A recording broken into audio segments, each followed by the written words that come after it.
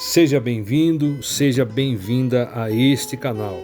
Agora nós estamos lendo 1 Crônicas, leitura feita em uma Bíblia King James atualizada. Se você quiser acompanhar este canal, eu convido você a se inscrever, se não for inscrito, se inscreva. Também ative o sininho para receber as notificações das próximas postagens, ok? Então, sem delongas, vamos para o conteúdo de hoje. 1 Crônicas capítulo 19. Davi vence os amonitas e os sírios. Passado algum tempo, Naás, rei dos amonitas, morreu, e seu filho o sucedeu e passou a reinar em seu lugar. Versículo 2. Então Davi ponderou: tratarei com bondade Anum, filho de Naás, porquanto seu pai foi leal e generoso para comigo. Então Davi enviou uma delegação com a missão de representá-lo e transmitir a Anum sua mensagem pessoal de pesar pela morte do pai. Todavia, quando os mensageiros de Davi chegaram às terras dos amonitas, a fim de comunicar as condolências de Davi a Anum, os príncipes e chefes amonitas advertiram a Anum: pensas, acaso, que Davi pretende honrar teu pai ao enviar mensageiros para expressar condolências? Com certeza não é essa a verdadeira intenção de Davi. Com certeza não é essa a verdadeira intenção de Davi. Ele os enviou como espiões para examinar nosso país e destruí-lo. Versículo 4. Então Anum mandou prender os mensageiros de Davi, rapou-lhes a barba, cortou metade de suas vestes até a altura das nádegas e os despachou de volta. Veja aqui. Os israelitas e seus povos semitas em geral usavam barbas compridas, das quais cuidavam com carinho, e muitos se orgulhavam, porquanto uma barba forte e comprida era sinal de vitalidade e beleza masculina. Salmos 133, 2, 2 Samuel 19, 24. Cortá-la ou cobri-la era sinal de tristeza, luto ou debilidade. Isaías 15, 2, Jeremias 48, 37. As proibições sobre danos contra a barba provavelmente se deviam às práticas pagãs e idólatras, ou às doenças de pele semelhantes à lepra. A mutilação da barba representava uma terrível desonra ao seu possuidor, segundo Samuel 10:4, Isaías 56. E continuando o versículo 5. Assim que Davi foi informado do que acontecera à sua delegação, enviou alguns mensageiros ao encontro dos seus representantes, porquanto haviam sido profundamente humilhados, e lhes mandou dizer: ficai em Jericó, até que vossa barba cresça, e então retornai para casa. Versículo 6. Percebendo Anum e os amonitas que haviam transformado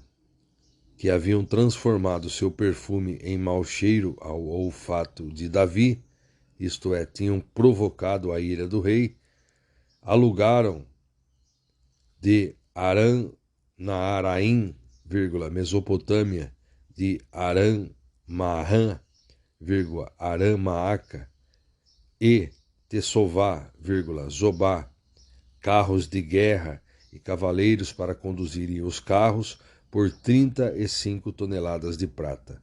Alugaram também 32.000 carros e seus condutores.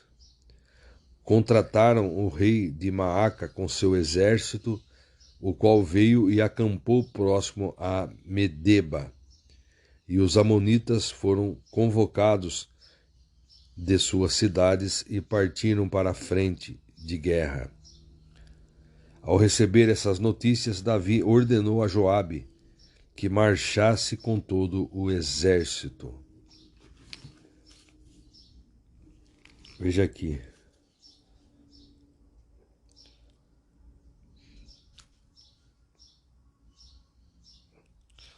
Os conselheiros de Anum persuadiram-no de que os mensageiros de Davi eram espiões em busca de informações para conquistar os amonitas. Anum ordenou que os representantes de Davi fossem humilhados e mandados de volta para casa.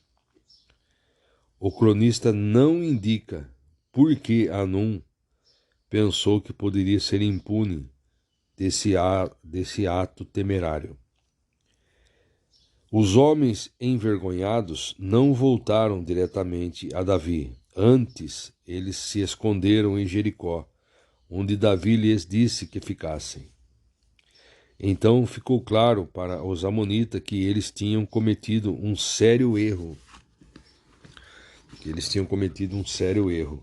Entretanto, em vez de fazerem reparações, eles reuniram um grande exército para repelir a inevitável retribuição de Davi.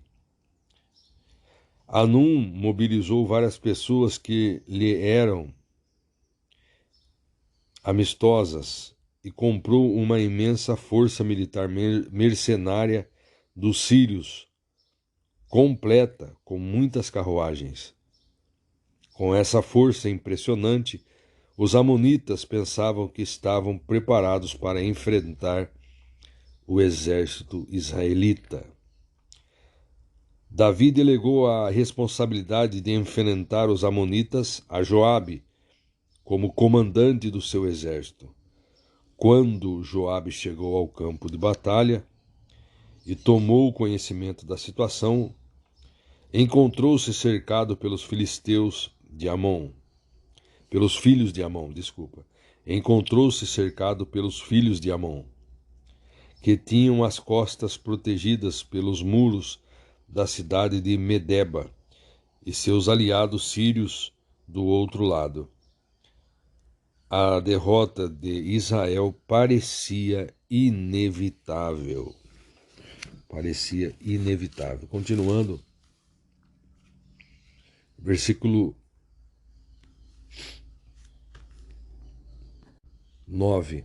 Os amonitas saíram e se colocaram em posição de batalha na entrada da cidade, e os reis que haviam chegado para cooperar com eles tomaram posição em campo aberto. Versículo 10. Observando Joabe, que estava cercado pelas linhas de combate, separou alguns dos mais corajosos e bem treinados soldados de elite de Israel, e os perfilou diante dos arameus. Versículo 11. Confiou a seu irmão Abissai o comando do restante do exército e alinhou-o em face dos amonitas. Versículo 12. E Joabe deu a seguinte instrução: se os arameus prevalecerem sobre mim, virás em meu socorro.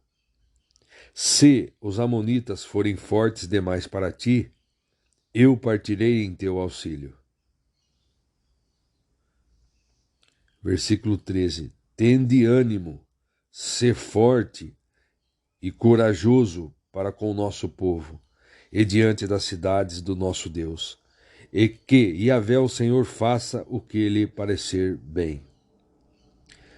Versículo 14. Então Joabe e seus soldados avançaram bravamente contra os arameus e viram-se obrigados a fugir dele.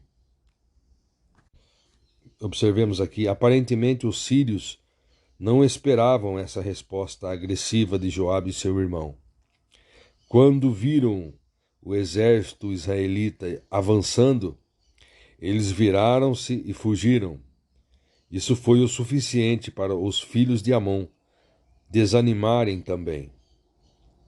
Quando viram os sírios fugindo, eles se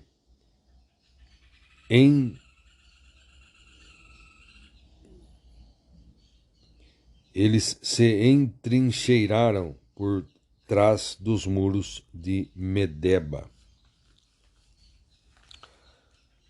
Versículo 16, ao compreenderem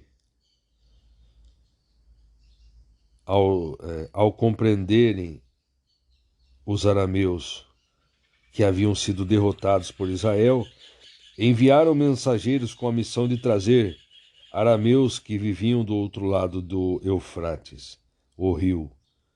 E Sofaque, o comandante do exército de Hadadezer, veio à frente deles. Informado sobre essa movimentação, Davi reuniu todo o exército israelita e atravessou o Jordão. Avançou contra eles e formou linhas de combate em frente deles. Assim que a batalha teve início, versículo 18, eles fugiram da presença de Israel, e o exército de Davi matou 7.000 dos seus condutores de carros de guerra e 40.000 dos seus soldados de infantaria. Também matou Sofaque, o comandante do exército deles. Versículo 19.